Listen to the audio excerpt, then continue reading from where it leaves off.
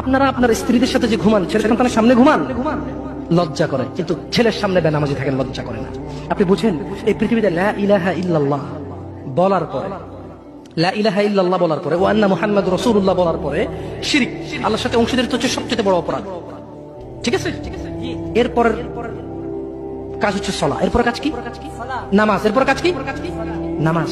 আপনি জানেন এই নামাজ না পড়লে মানুষ কাফের হয়ে যায়, অথচ মানুষ ন্যাংটা হয়ে হাঁটতে লজ্জা পায়, মানুষ প্রকাশ্যে মদ খেতে লজ্জা পায়, মানুষ প্রকাশ্যে দাঁড়িয়ে পেশাব করতে লজ্জা পায়, মানুষ প্রকাশ্যে প্রেমিকের সাথে কথা বলতে লজ্জা পায়, মানুষ বাপের সামনে সিগারেট খেতে লজ্জা পায়, মানুষ প্রকাশ্যে শুকর মাংস খাবে না, মানুষ প্রকাশ্যে সিগারেট খায় না, মানুষ প্রকাশ্যে গাঁজা খায় না, মানুষ প্রকাশ্যে নাচে না, মহিলারা প্রকাশ্যে গোসল করতে লজ্জা পায়, পুরুষরা প্রকাশ্যে পায়খানা করতে লজ্জা পায়, কিন্তু কেউ এত জঘন্যতম অপরাধ যা না করলে কাফের হয়ে যায়, প্রকাশ্যে সবাই আজান চলে, কেউ মসজিদে আসে না, কেউ লজ্জা পায় না।